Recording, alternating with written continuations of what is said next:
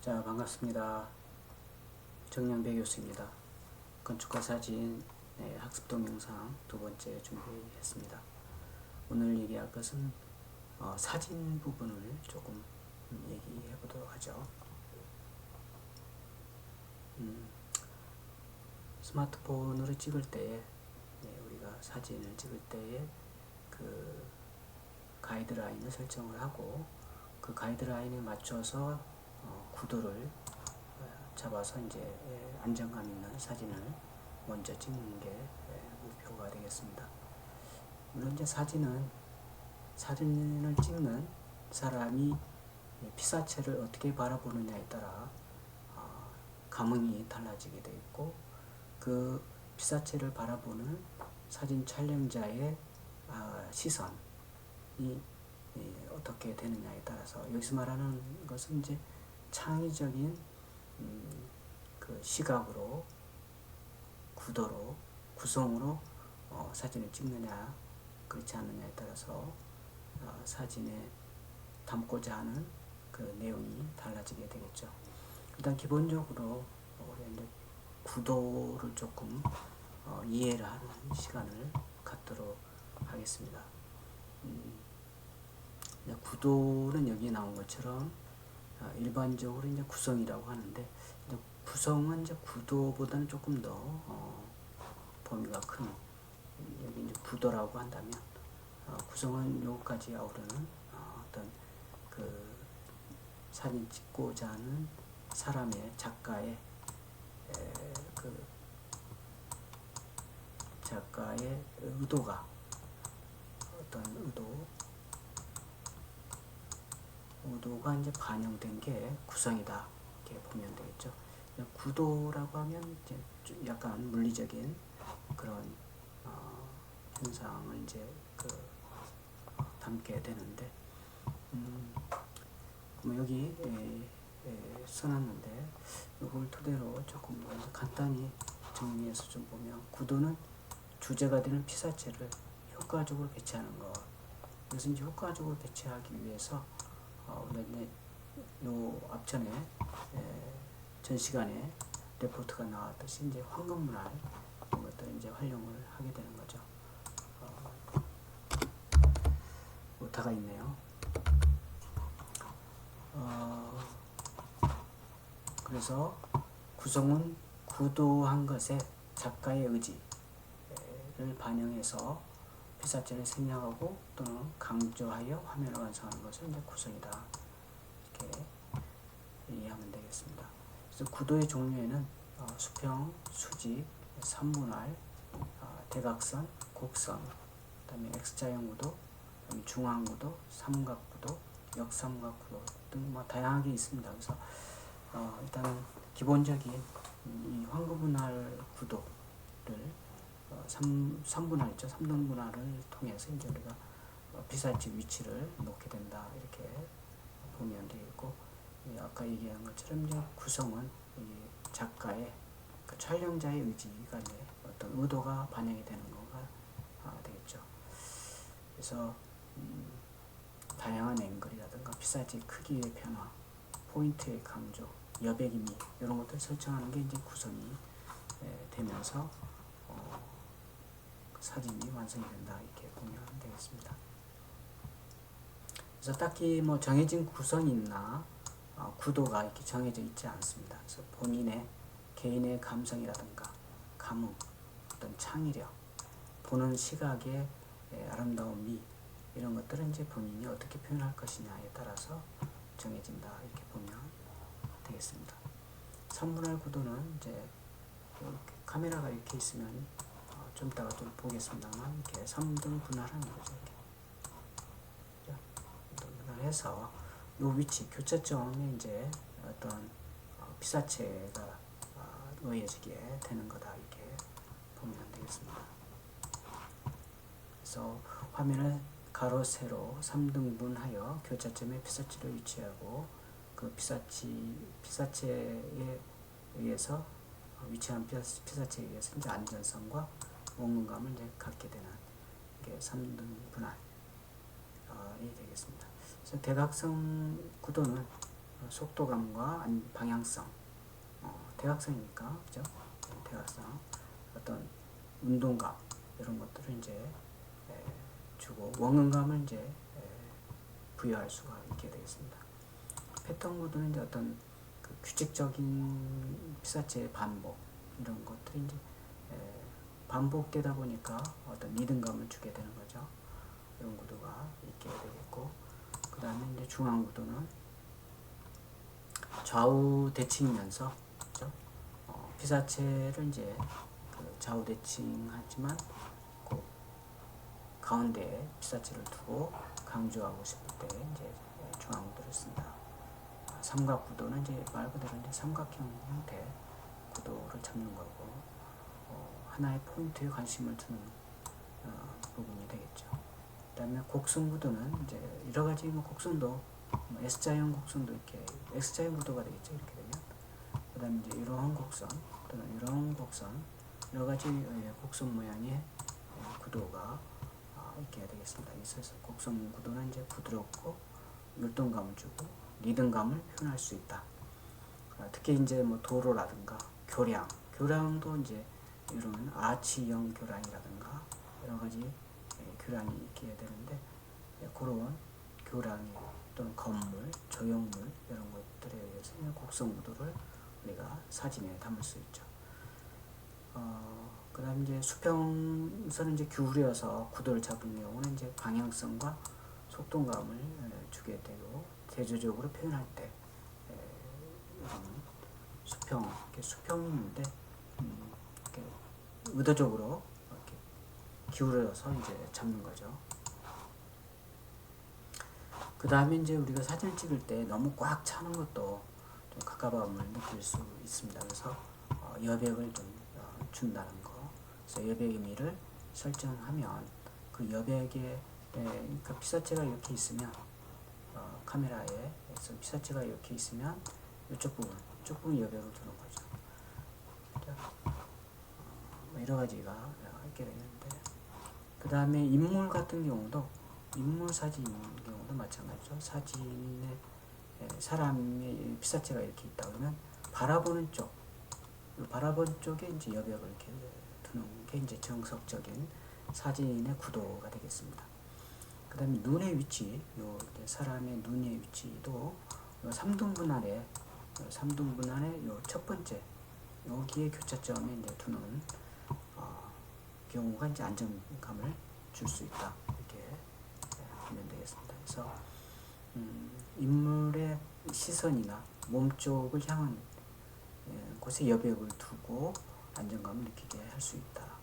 인물을 정중앙이 아닌 교차점에 두는 게 균형적이고 단조로움을 피할 수 있다. 아까 얘기한 것처럼 그 3등분 안에 위쪽에 교차점이 되겠죠. 그리고 바라보는 쪽에 여백을 둔다, 이렇게 보면 되겠습니다.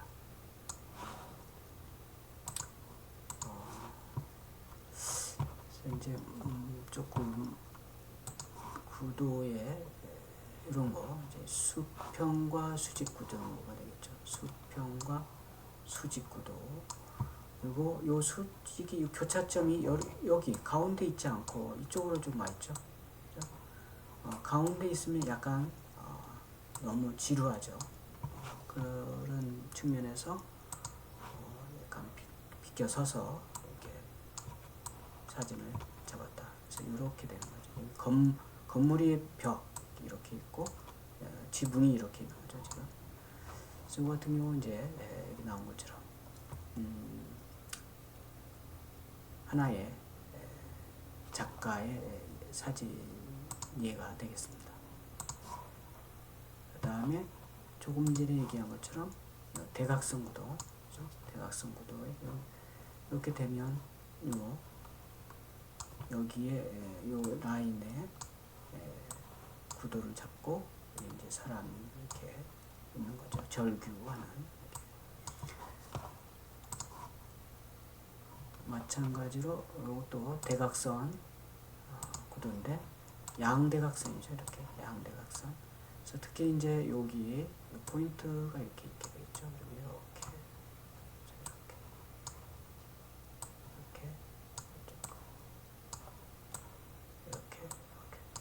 그래서 이제 원근감을 주는 그런 것을 이제 알 수가 있겠죠. 이렇게 가로수길.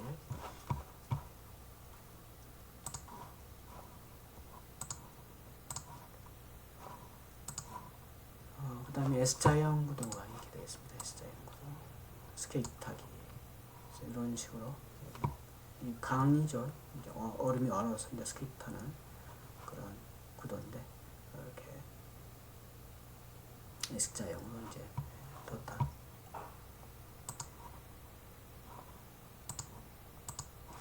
그 다음에 이것도 이제 해안선, 해안선을 따라서 이렇게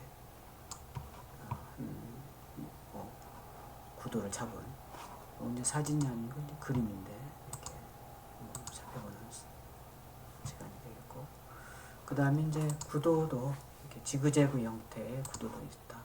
이렇게 지그재그.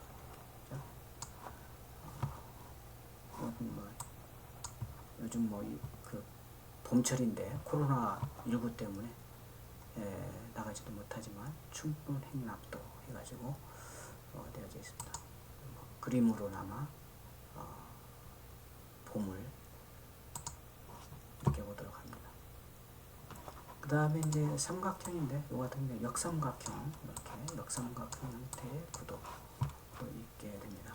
그래서 역삼각형 구도인 경우는 이제 불안하나 동적이고 안정감을 주고 균형을 잡게 합니다. 그 다음에 이제 마름 목골 형태의 구도 이렇게 되겠습니다. 그 다음에 원형, 굉장히 이제 원형 구도를 두는 씨름, 김홍도의 씨름이죠.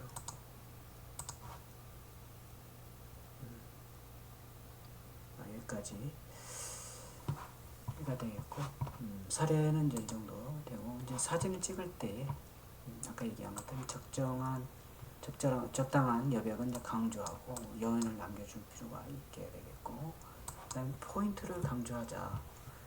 그다음에 이제 사진은 이제 우리가 지난 시간에 그 빛에 대해서 아마 여러분들 학습 이해를 했을 겁니다. 그래서 빛에 대해서 이제 우리가 빛이 있어야 사진에 이제 들어오는 빛의 양에 따라서 달라지게 되는데, 그림자를 둬라.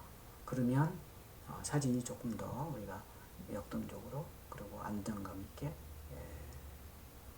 감상할 수가 있다. 그림자, 색, 빛 이런 것을 이용해서 어떤 포인트를 강조할 필요가 있다. 피사체의 포인트가 잘 드러날 수 있도록 하고 다양한 크기와 각도로 촬영한다. 그 다음에 객관적인 시점으로 평범하고 안정적인 촬영 각도를 찾을 필요가 있고, 그 다음에 이제 그 각도에 대해서는 뭐 부감이라든가 양각, 수평각 이런 게 있을 수 있습니다. 그래서 부감이라고 하는 건 이제 하이 앵글, 그래서 위에서 아래를 바라보고 촬영하는 기법. 예를 들면 풍경, 도시 모습, 넓은 범위를 촬영할 때 주로 이제 이런 앵글을 사용하고, 양각, 로우 앵글, 아래쪽에서 위를 바라보고 촬영하는 경우, 높은 어떤 피사체를 아래에서 이제 촬영할 때 수평각, IA 레벨이라고 하고, 우리 이제 눈높이에 맞춰서 이렇게 찍는 거죠. 피사체와 같은 눈높이에. 그 다음에 발품을 팔아서 다양한 각도를 유지할 필요가 있고, 줌이나 촬영 거리를 이동해서 주제가 피사체에 잘 부각이 될 수 있도록, 강조될 수 있도록 해줘야 되겠고, 다시 말하면 이제 그 주제 외에 주변이죠. 그런 것들은 이제 방해되는 피사체들은 제거할 필요가 있다. 그 다음에 이제 요건 이제 여러분 좀 기억을 해둘 필요가 있는데, 사진은 단순합니다. 사진은 피사체를 바라보는 촬영자의 창조적인 시각으로부터 시작된다. 아까 얘기를 했죠. 우리가 구성을 얘기할 때 구도에 촬영자의 그 작가의 의도가 반영이 되는 그런 것을 이제 구성이다 얘기하면서 거기에 창조적인 시각이 들어간다 이렇게 얘기를 했는데 그 얘기가 이제 요 사진의 완성을 할 때 이런 개념이 여러분들 갖고 있으면 좋겠습니다. 즉 아름답게 바라보는 촬영자의 마음으로 바라볼 때 창의적이고 따스한 사진을 얻게 된다. 그래서 아름답게 바라보느냐 그렇지 않느냐에 따라서 사진을 다르게 느끼게 할 수 있다. 느끼게 된다. 이렇게 보면 되겠습니다. 아름답게 바라보면서 찍은 사진은 아름다운 감흥으로 다가올 거고 그렇지 않고 약간 상당히 이제 제한적이고 굉장히 각진 그런 시선으로 바라보는 사진은 그런 느낌을 줄 것입니다.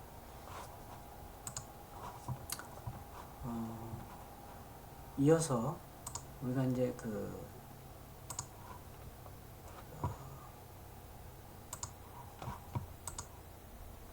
카메라의 그 상태, 스마트폰의 상태죠. 스마트폰을 이렇게 보면 요거 이제 한 스마트폰의 예인데 그 스마트폰 안에 들어가면 여러 가지 옵션이 있어요. 아웃포커싱, 뭐 프로, 파노라마, 음식, 뭐 사진, 동영상 이런 것들이 있는데 여러분들이 이제 각자 가지고 있는 스마트폰을 가지고 대응을 해서 한번 그 스마트폰을 조작을 작동을 해보시기 바랍니다. 먼저 이제 스마트폰에 들어가면 아웃포커싱 같은 경우는 이제 자동으로 오토로 이제 우리가 설정이 돼 있죠. 오토. 그 스마트폰 자체에서 자동으로 이제 빛의 양이라든가 이런 것들을 부여를 하고 있습니다. 그런 경우는 우리가 이제 사진도 마찬가지죠. 동영상 이런 것들은 거기에 맞춰서 그 사진에 노출이 되어져 있다 이렇게 보면 되겠습니다. 사진은 이제 그 아까도 얘기했듯이 빛이 있어야 됩니다. 그래야 이제 사진을 찍을 수 있게 되는데 이때 빛의 양을 이제 어떻게 조절하느냐에 따라서 달라지게 되는데 그걸 우리가 이제 노출이다 이렇게 얘기할 수가 있겠죠. 그래서 노출을 이제 컨트롤하는 것은 크게 조리개, 그죠? 조리개 그리고 셔터죠. 셔터 속도 얼마나 빨리 열고 닫느냐. 그 다음에 ISO라는 게 있게 되는데 ISO의 감도. 요거에 따라서 이제 많이 좌우된다. 그래서 이제 사진을 찍을 때 필요한 그 노출 정도가 있다는 얘기죠. 그게 맞춰서 이제 조리개라든가 ISO 감도라든가 셔터 속도 이런 것들이 이제 맞아지면 좋은 사진을 얻을 수 있게 된다 이런 얘기입니다. 일단 먼저 조리개 나중에 또 좀 이따가 조리개라든가 이런 걸 기본적으로 살펴보겠지만은 조리개는 이제 숫자가 1이다. 그러면 구멍이 크다 이렇게 보면 돼요. 숫자가 적다. 그러면 구멍이 크다. 그 얘기는 뭐냐? 빛이 많이 들어온다. 조리개는 뭐냐면 이제 그 셔터의 그 조리개의 빛의 양을 조절할 수 있는 그 구멍의 크기를 얘기를 하는데 이 구멍의 크기가 이제 이 숫자로 F1, F20 이렇게 이제 숫자로 표시되게 돼요. 그래서 그 숫자를 우리가 가지고 이제 빛의 양이 어느 정도다 이렇게 파악을 하는데 여러분들은 이렇게 기억을 하면 되겠습니다.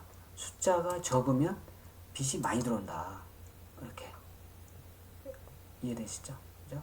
숫자가 크다. 그러면 빛이 적게 들어온다. 그래서 이제 카메라에서는 조리개 숫자가 1이다. 그러면 구멍이 크다. 빛이 많이 들어온다. 그 다음에 숫자가 20이다. 그러면 구멍이 작다. 작으니까 빛이 적게 들어온다. 이렇게 되어 있거든요. 그래서 이제 그렇게 이해를 하시면 되겠고. 이제 아웃포커싱이라는 건 뭐냐면 피사체가 있으면 피사체를 주제가 이렇게 있겠죠. 피사체 주제.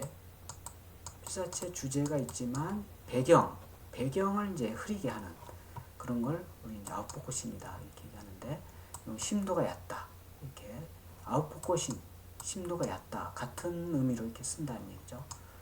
이렇게 좀 기억을 하시기 바라고. 그다음 이제 우리가 이제 스마트폰에도 아웃포커싱이 있어요. 여기 있네요, 그죠? 아웃포커싱을 설정을 하면 자동으로 오토로 이렇게 조리개가 설정이 되게 되어 있습니다. 물론 이제 낮일 때, 뭐 흐린 날일 때 맞춰서 조리개가 달라지게 되겠죠.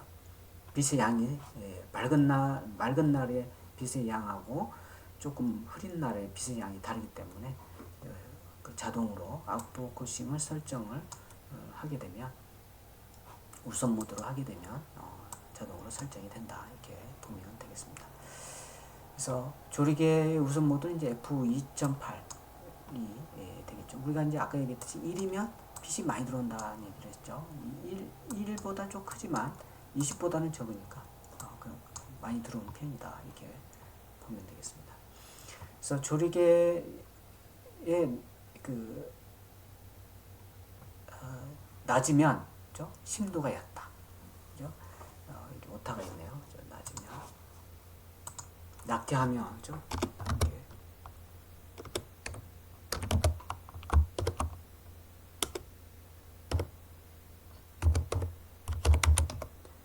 심도가 얕다. 이는 이제 뒷배경을 흐리게 처리하는 그런 효과를 준다. 아까 얘기한 것처럼 주제는 남고 선명하게 하고 배경을 조금 흐리게 아웃포커싱 한다 이렇게 보면 되겠습니다. 그래서 스마트폰에 이제 그런 조리개 숫자가 있게 되는데 좀 이따 좀 보도록 하죠. 나중에 한꺼번에 일단 설명을 좀 하고. 그래서 변화에 따라 피사체의 선명도가 차이가 있다. 그래서 조리개 f2.8 피사체 위주로 하고 배경을 흐리게 처리한.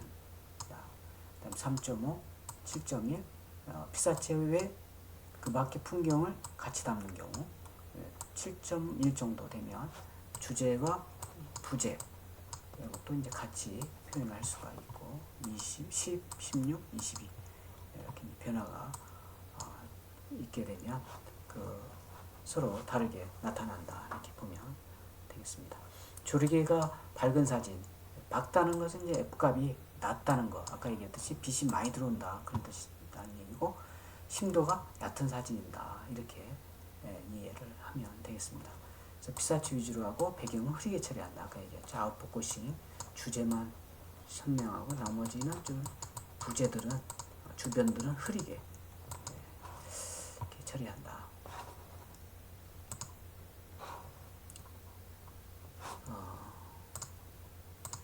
그 다음에 이제 조리개가 어두운 사진. 어둡다는 것은 이제 F값이 높다. F값이 높다라는 것은 뭐예요? 빛이 적게 들어온다. 그죠? 그 다음에 심도가 깊다. 이런 걸 같은 맥락에서 이해하면 되겠고, 피사체와 배경을 함께 표현할 수가 있다. F값을 높게 하면 그렇다는 얘기죠. 다 같이 나온다는 얘기죠. 이게 이제 조리개 얘기가 되겠고, 좀 이따 나중에 또 살펴보기로 했죠. 일단 여기 있는 내용을 좀 먼저 보도록 합니다. 그 다음에 이제 셔터 속도가 되겠습니다.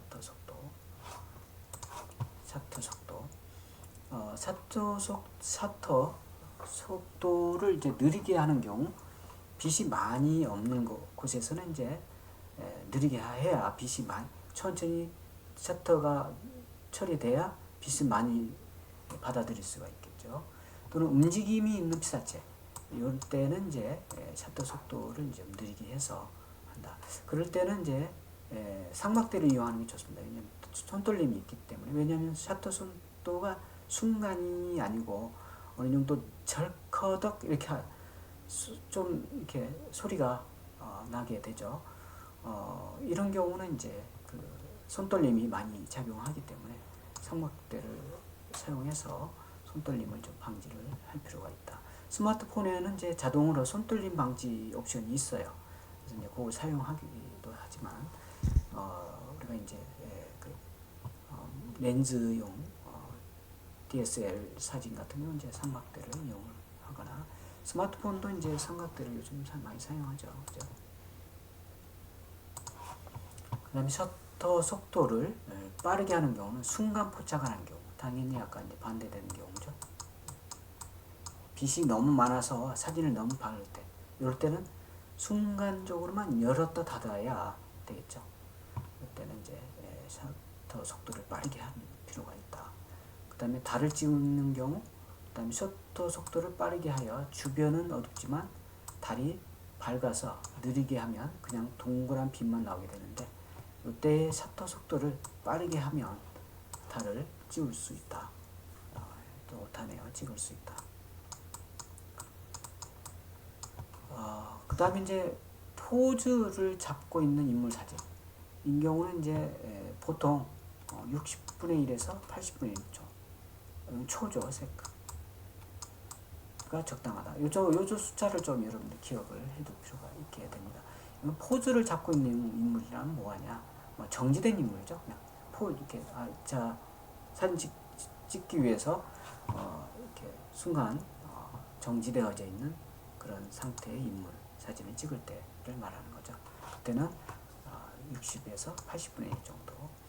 피사체가 점핑할 때, 우리가 이제 여행 가서 친구들하고 이렇게 하나 둘 셋 해서 점핑을 하잖아요. 그때 이제 찍는 사진, 또는 나르는 새를 찍을 때, 이때는 셔터 속도를 좀 비교적 좀 80분의 1, 피사체가 흐리고 제한적으로 이렇게 나타난다. 그거보다 더 빠르게 8000분의 1 정도 하면, 순간적으로 하면 굉장히 선명하게 점핑 또는 나르는 새의 움직임이 잡을 수 있다. 이렇게 보면 되겠습니다.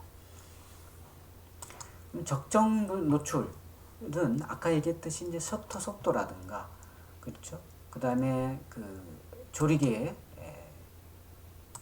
어느 정도 열고 닫느냐, 빛의 양, 그 다음에 ISO의 감도, 이걸 가지고 이제 우리가 적정 노출을 이제 잡아간다. 이렇게 보면 되겠습니다.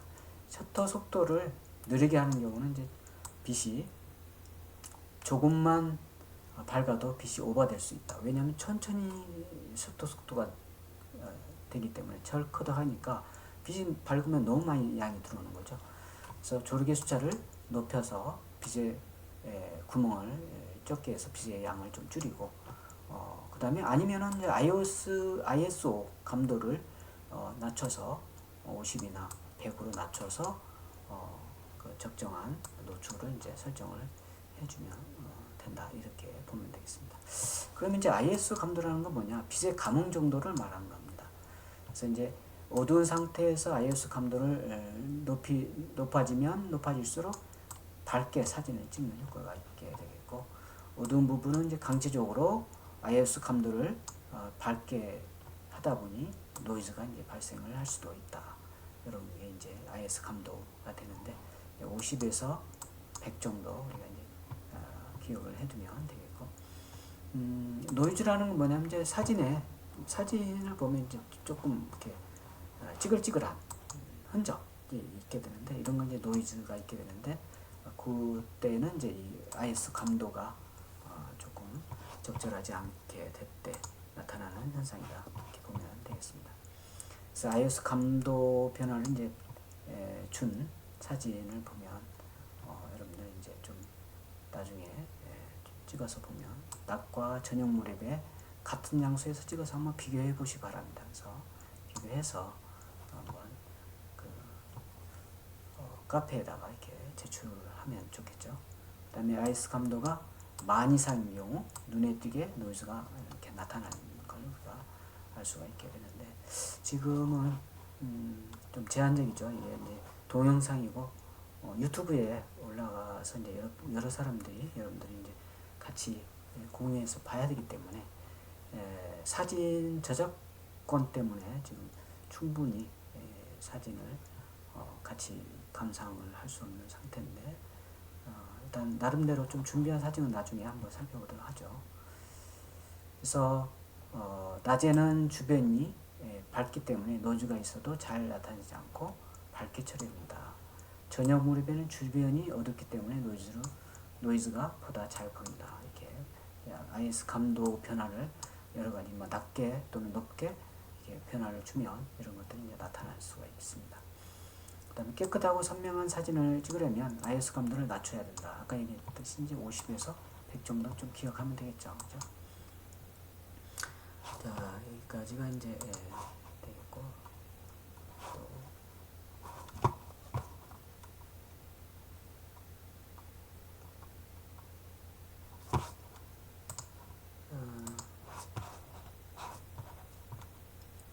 그다음에 이제 아웃포커싱 인물 사진을 찍을 때 카메라 설정을 비교하는 그런 경우도 한번 살펴볼 수가 있겠는데, 배경을 아웃포커싱하는 경우 셔터 속도는 60분의 1, 조르게 2.8, 감도 100. 이 정도 한번 설정을 해서 한번 찍어볼 필요가 있겠죠. 그러면 피사체 움직임이나 사진 찍는 사람의 흔들림을 고려해서 IS 감도를 320으로 하면 예를 들어서 셔터 속도 80분의 1, 조리개 F 2.8, 감도 320으로 이렇게 병행해서 이 두 개를 요거하고 요거를 이렇게 비교를 해보면 이제 비교가 될 수 있겠죠. 그 다음에 이제 피사체, 두 번째 피사체와 배경을 선명하게 찍을 경우 예를 들어서 여기 있죠. 셔터 속도를 6분의 1, 조리개는 7.1, 감도 100. 그 다음에 셔터 속도를 100분의 1로 하고 감도를 1000으로 이렇게 병행했을 때, 조리개 값은 같이 했을 때 이 두 개를 또 이렇게 비교를 해보면 재밌는 게 나올 수 있겠죠. 그 다음에 빠른 피사체 찍기. 아까 얘기했듯이 점핑하는 거라든가 나르는 새 이런 것들. 셔터 속도 60분의 1, 조리개 2.8, 감도 500. 그 다음에 2000, 2.8, 감도 8000. 그래서 서로 이제 이렇게 노출을 달리해서 한번 보면 되겠죠. 비교를 해보면 되겠죠. 마찬가지로 이제 셔터 속도를 빠르게 설정하는 경우는 빛에 빠르면 빠를수록 빛이 이제 적게 들어오는 거니까 조리개를 밝게 하고 감도를 높일 필요가 있겠죠. 왜냐하면 전체 노출을 이제 맞추기 위해서 그런 거죠. 그래서 밤에 사진 찍기는 이제 조리개를 최대한 밝게 설정한다. 조리개는 밝게 감도 셔터 속도를 보면서 이제 감도를 조정하죠. 빠르면 감도를 조금 더 낮게, 느리면 감도를 조금 더 높게. 그래서 셔터 속도 60분의 1 아래로 내려가면 흔들릴 확률이 많아진다. 그 다음에 밤에는 최대한 빛이 많은 곳을 찾아서 이렇게 찍거나 아니면 플래시를 이제 이용하는 거죠. 셔터 속도 4분의 1, 조리개 2.8, 감도 8000. 이렇게 해서 이제 밤에 찍을 때의 노출 정도를 이렇게 보면 되겠고, 그 다음에 이제 조금 비교를 해보면 감도를 3200에서 또 6800 이 정도, 또 셔터 속도 60분의 1, 조리개 2.8, 감도 이 정도에서 비교를 각각 해보면 노출 정도에 따른 흥미로운 사진을 찍을 수가 있게 되겠죠. 그래서 이런 전체적인 노출에 대해서 우리가 이제 한번 살펴봤습니다. 그러면 우리가 이제 노출에 의해 아까 얘기했듯이 이제 전체적인 노출은 사진을 찍기 위해서 노출은 이제 정해져 있다. 그래야지만이 사진 찍힌다. 세 가지가 이제 키포인트가 되는데, 조리개, 그죠? 그 다음에 뭐였어요? 셔터 속도, 그죠? 그 다음에 감도, IS 감도. 그래서 요걸 가지고 이제 우리가 노출을 좀 컨트롤한다, 이렇게 이해하면 좋겠습니다. 사진의 밝기를 노출이라고 말한다. 그래서 노출은 어떻게 측정하면 어떤 기준을 가지고 결정하는지 알아보자. 그래서 지금까지 쭉 알아봤죠, 그죠? 그래서 이제 카메라의 노출 정도를 우리가 보면 카메라 기본 노출 기준은 반사율 18%를 기준으로 이제 카메라 노출을 측정한다. 반사율이라는 것은 빛이 우리가 이제 그 과제물로도 나갔듯이 빛이 이렇게 파장이 오면 어떤 면에 부딪히면 이렇게 반사돼서 이렇게 튕겨져 나가죠. 물론 이제 여기 흡수되기도 해요. 이게 이 반사면이 뭐냐에 따라서 투가 되기도 하고 우리가 여러 가지가 있겠는데 이것도 이제 나중에 한번 살펴보도록 하고 어쨌든 이제 반사율이 있게 되는데 이게 이제 18%를 기준으로 해서 노출을 측정하는 게 이제 이 사진에서는 그렇게 이해를 하면 되겠습니다. 그래서 우리가 이제 가시광선을 우리가 지난 시간에 한번 살펴봤죠. 380에서 780 나노미터 사이 파장을 우리가 이제 빨주노출 파남보 그런 스펙트럼의 이제 그 가시광선을 갖게 되는데 거기에 맞춰서 이제 그 색온도라는 개념이 있어요.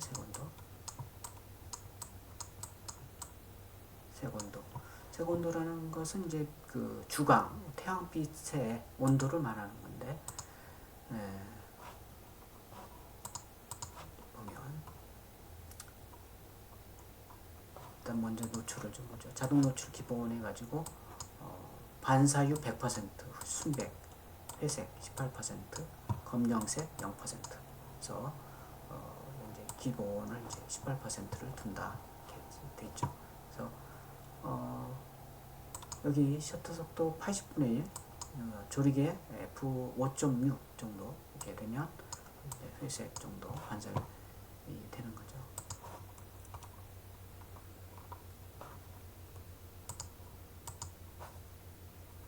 그럼 노출 보정 버튼 이건 이제 그 스마트폰이 아닌 그런 이제 앵글을 써서 하는 카메라 얘기인데 스마트폰에도 우리가 아까 얘기한 그 어디 있냐면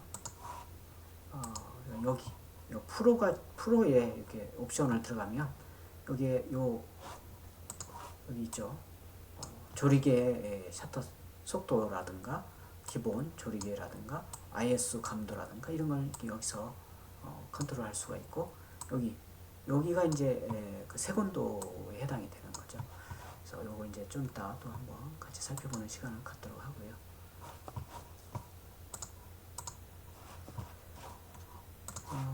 다시 되돌아오면 빛의 노출 보정치가 이렇게 쭉 소개되어져 있습니다. 이걸 한번 이렇게 살펴보도록 하고요. 그다음 측광 얘기도 있는데 우리가 이제 측광 얘기는 아까 얘기를 안 했어요. 우리가 노출할 때 세 가지를 가지고 우리가 컨트롤한다 이런 얘기를 했죠. 조리개, 속도, 그다음에 감도 이런 걸 가지고 이제 컨트롤한다 이런 얘기했는데 이제 플러스 알파에서 요 측광 모드를 가지고도 이 노출을 컨트롤할 수가 있다 이런 얘기입니다. 그래서 이제 요건 또 나중에 그 옵션에서 살펴보는 시간을 갖도록 하겠습니다. 여기까지죠. 자, 여기까지 이제 우리가 같이 한번 살펴봤고 그 다음에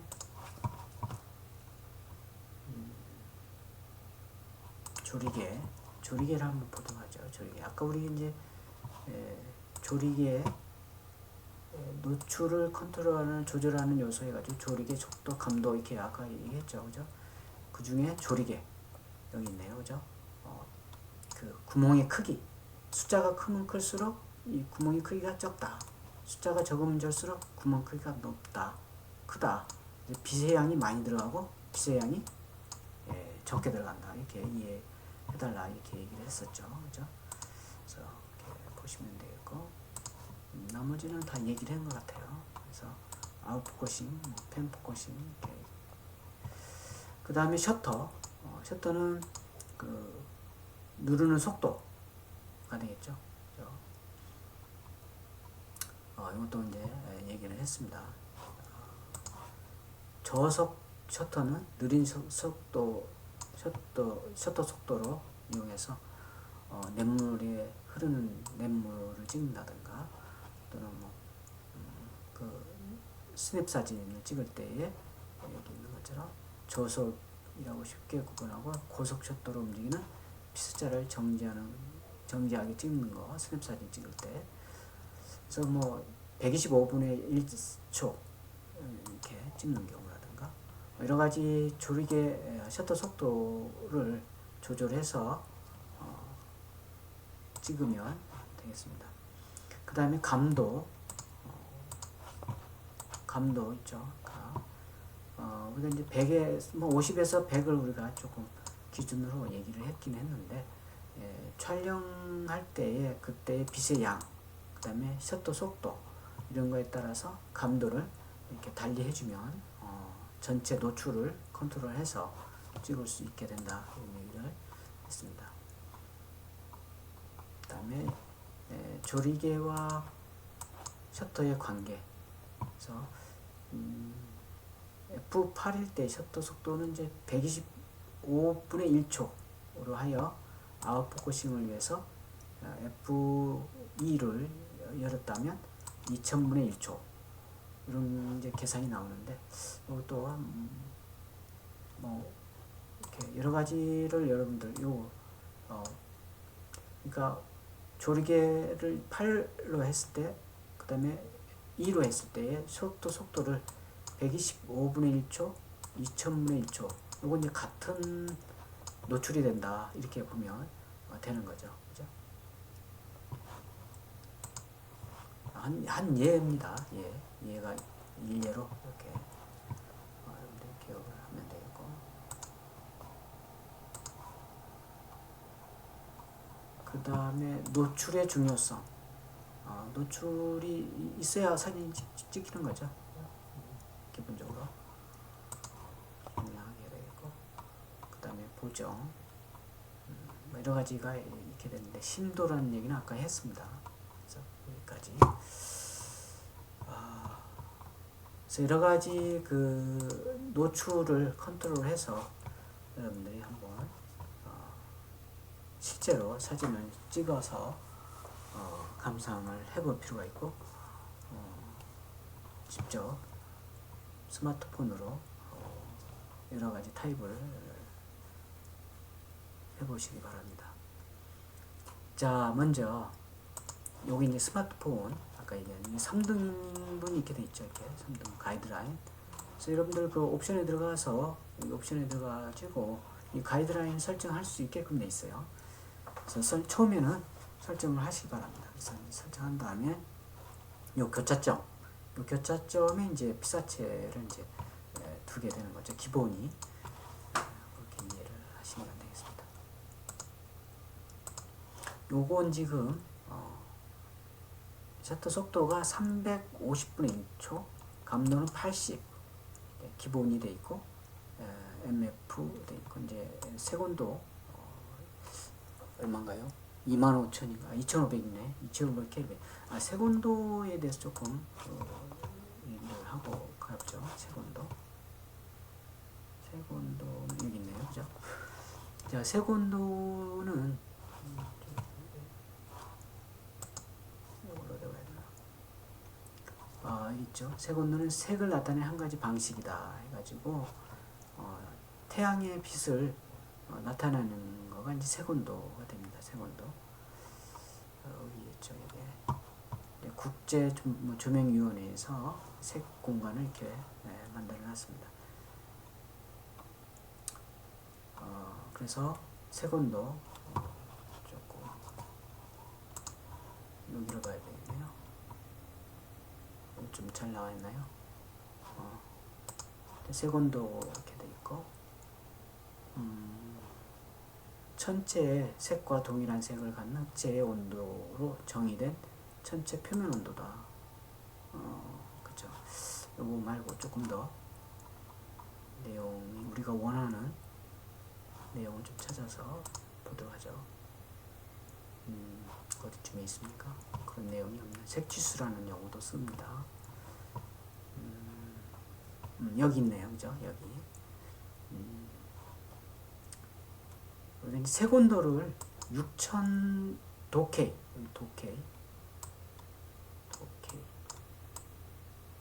켈빈을 말하는 거예요. 켈빈 여기인데요. 자, 켈빈 이제 세곤도의 그 단위는 켈빈을 말합니다. 도케이라고 얘기하고 여기는 모든 온도는 절대 온도이다. 어디에서 천문학에서 천체에서 그렇다는 얘기죠. 그래서 절대 온도의 단위는 켈빈으로서 K로 표시한다. 그래서 도케이로 표시하고 절대 온도와 섭씨 온도 단위와의 관계는 이렇게 됩니다. 켈빈은 섭씨 온도에 플러스 273.15 절대 온도의 보정값이죠. 그래서 요걸 기억을 해두기 바랍니다. 그래서 여러분들 좀 메모를 해서 여기는 좀 메모가 안 되어 있는데 그 세곤도의 그 단위는 도케이 K로 표시한다. 그 K는 켈빈이라고 있고 켈빈은 어떻게 정의되느냐? 절대 온도에 섭씨 온도가 더해진 거다. 그래서 켈빈은 섭씨 온도에 절대 온도. 이 절대 온도는 얼마냐? 273.15다. 그래서 거기에 섭씨 온도를 더한 게 켈빈, 즉 그 도케이 세곤도의 켈빈이 된다. 이렇게 여기까지 좀 기억을 메모를 해 두시기 바랍니다. 자, 다시 여기 와서 보면 자, 요거 같은 경우는 지금 셔터 속도가 350에 ISO가 이제 요 정도 요런 조건일 때 이렇게 된다는 얘기죠. 좀 푸르스름하죠. 요건 이제 그 세곤도가 우리가 이제 그 주광은 한 6,500 도케이를 주광 태양빛 우리가 이제 그 태양빛 온 세곤도는 6,500 도케이 켈빈 정도가 됩니다. 근데 이제 6,500보다 이제 다른 낮은 숫자죠. 2,500 켈빈이니까 이제 푸른색 쪽에 빨주노초 파남보의 이제 푸른색 쪽에 이제 그 온도를 세곤도가 이제 들어가 있기 때문에 이렇게 보여진다 이렇게 보면 되겠고, 그 다음에 이제 요 세곤도를 조금 더 같은 거죠. 지금 같은 속도 감도의 세곤도만 이렇게 3,600인가요? 3,600 켈빈일 때는 이렇게 된다는 얘기죠. 아까 푸른색보다는 조금 더 푸른색 계통에서 벗어나서 그 붉은색 쪽으로 지금 가고 있죠. 그 다음에 9,000 켈빈으로 했을 때 이렇게 이제 같은 조리개 셔터 조리개 그 다음에 감도가 같을 때에 세곤도만 이렇게 변경하면 이렇게 된다는 얘기죠. 5,500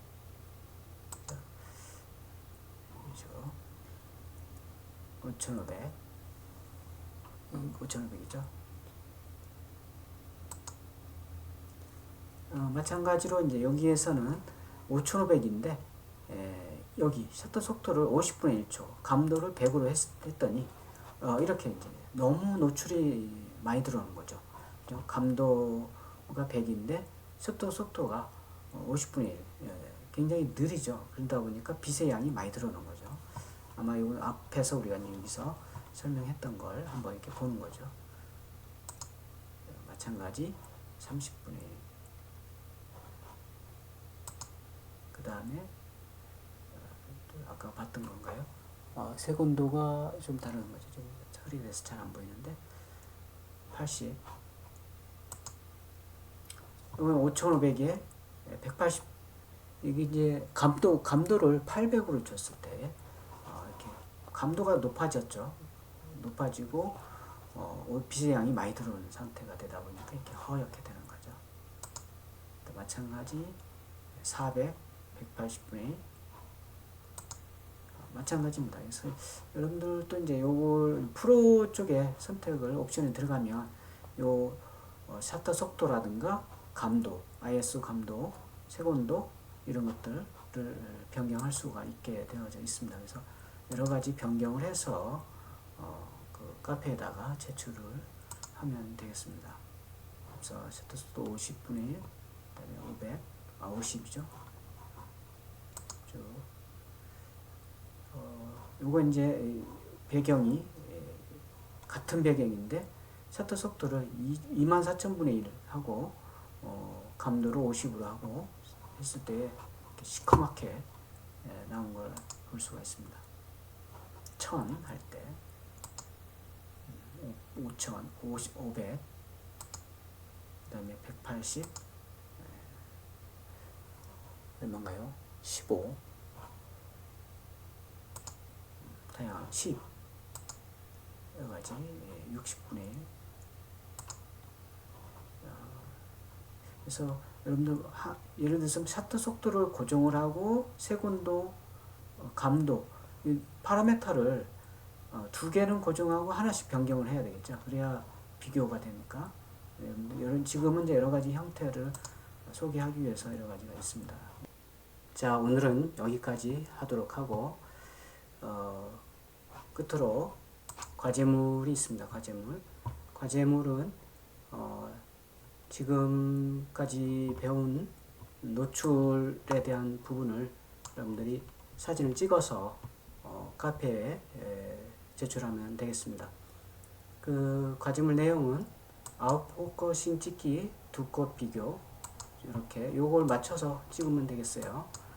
그 다음에 피사체와 배경을 선명하게 찍기, 마찬가지 비교할 것.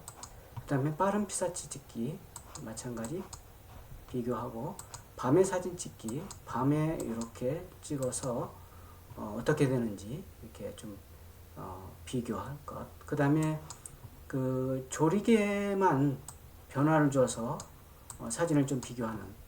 물론 이제 같은 장소, 같은 피사체, 그리고 나머지는 이제 고정을 해야 되겠죠, 그죠? 셔터 속도라든가 감도를 변하지 않도록 하고, 조리개만 변경을 해서, 조리개 값만 변경을 해서 찍어서 어떻게 변화되는지를 제출하면 되겠습니다.